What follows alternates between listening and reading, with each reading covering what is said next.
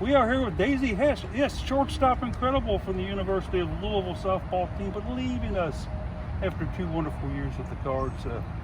Daisy, just some thoughts and reflections on this year and being here at Louisville.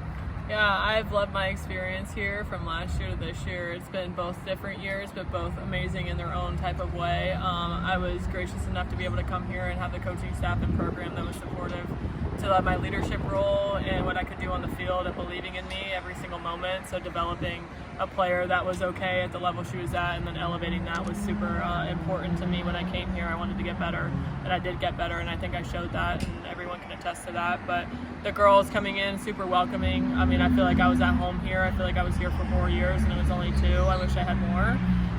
But yeah, it's been a great experience here. I've loved my time. I really wish I could go back and relive every single moment. Let's go back to the start. 3 years at Georgia State, and then all of a sudden you get this call, and all of a sudden you found out, hey, I might be going to Louisville. What was the interest in the contract that originally got Louisville interested in you? I think that one of my old travel coaches knew Griffin and knew her best friend that she played at Kentucky with, Nikki Sagerman, and I think that kind of got me hooked up to getting a call from Griffin Joyner when I was in the portal, and then it just kept going, and I got a call from our hitting coach at the time, Bryce Neal, and then ended up being Coach Holly. So got on the phone with all 3 of them. They were awesome. I was on the phone for hours with them, and ended up coming here and loving every single part of the facilities, the people, the atmosphere here. So yeah, it was a journey. It was scary in the portal. You never know where you're going to end up, but I'm glad I ended up here. I can remember your first interview too on Spring Media Day when Yeah. you were sitting up there with the coach, and seemed a little bit nervous and shy, but you came right through perfectly with it, and then all of a sudden, boom, they're telling you, hey, you're going to be a team captain.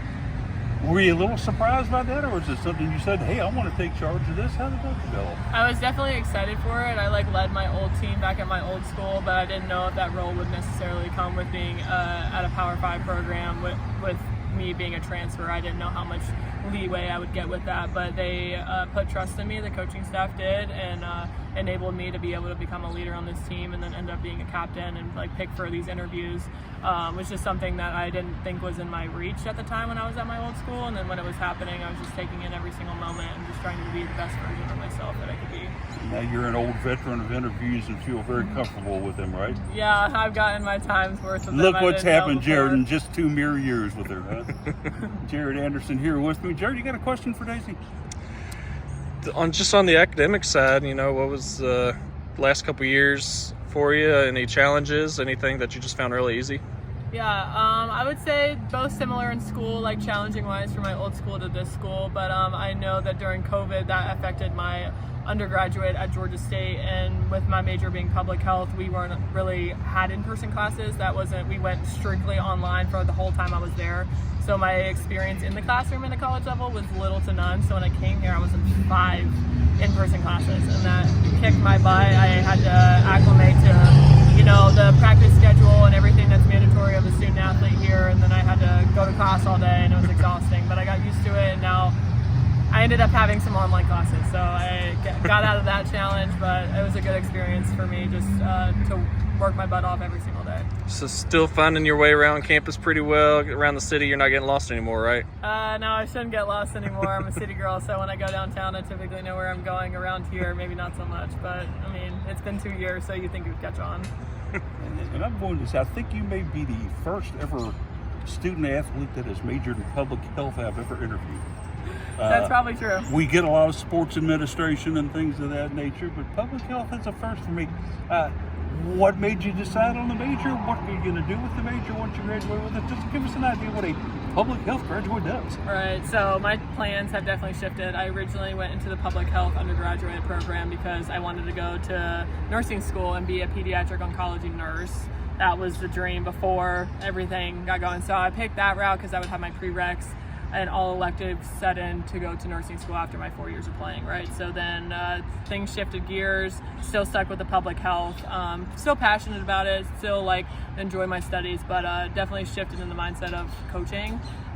So that's definitely in the plans, and to be able to use my knowledge of what I've learned around the great mentors that I've been around, just being able to utilize that and challenge the next younger generations of kids playing in college, and just trying to make them the best they can be. A lot of times we see excellent student athletes going to a graduate assistant role or something of that nature. Is that something that you're looking at maybe? Yeah, the roads are kind of blurry right now. I have a lot going on and figuring out what my next step is. I do not know yet. So all I know is I have my apartment in Louisville until August. So after the summer, I should have my plan set in stone on what I'm doing and hopes to come good things. So the girl from Ackwell, North Georgia's decided I'm staying in Louisville, right? I do love the city. I'm not going to lie. I loved Atlanta, but I do love Louisville. It's a little snippet of what Atlanta is. It's got a lot of culture and a lot of things to do around here. So it's been a great time. Kind of looking, I think you're the first I've ever interviewed from Ackworth, Georgia, originally as well. So kind of give us an idea about what your hometown was like. Is it something we would see around here, like a Taylorsville or something like that, or just describe your hometown? Okay, so I live 30 minutes north of Atlanta, and I mean, Atlanta's a big city, obviously, so you get to drive and go down to Atlanta, but it's like a nice, quiet town that I live in. We have a bunch of lakes, so typically in the summer, a lot of people have boats. We'll go out on the lake, and just a lot of, like, families love to stay there. I've come from an area where kids will stay in that hometown, so you got a little bit of both, a little bit of the city, a little bit of the country. So it's a good little mix. You've got a river right down the street from you here too, so you're not getting away from the water again. Yeah, I love the water. I love to go on a water drive, so I love having a body of water somewhere around me. What was it that sold you on Louisville? You came up, you talked to the coaches and everything.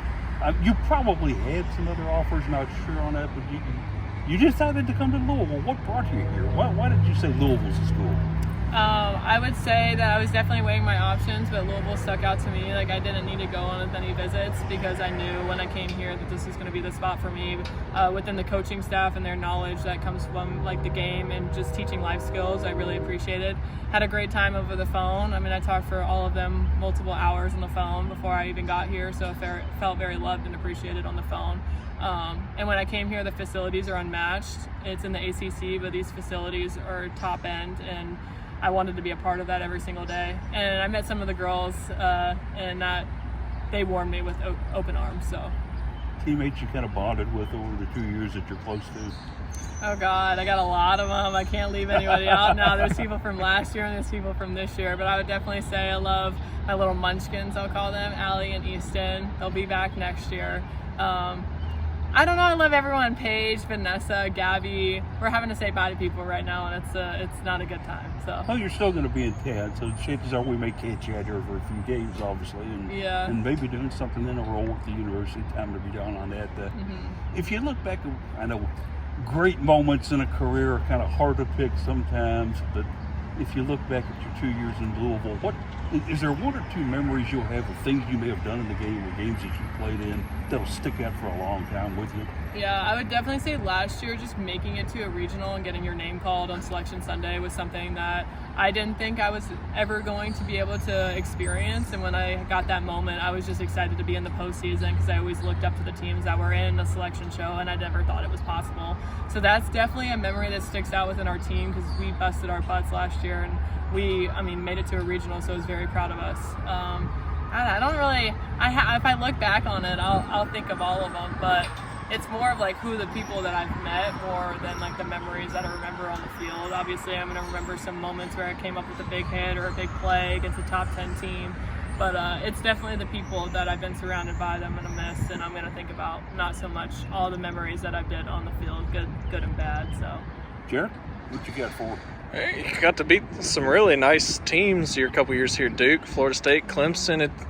What's it feel like you kind of mentioned memories beating these top teams. What's it been like motion-wise? Right. This year was a little bit more up and down than we wanted it to, but we showed up when we played the top 10, top 25 teams and just really strung it together and showed our team that we can do this amongst the roller coaster ride that we may have been riding for a little bit. But defeating those top programs is really a good feeling. I know Louisville is a great program, but we're the underdogs in those games, and to be able to come out with the win and every person contribute to the win is something that I can look back on and be like, man, we did beat Florida State, we did beat Duke at the time. They were top 5. So yeah, it's a really good feeling reflecting on everything.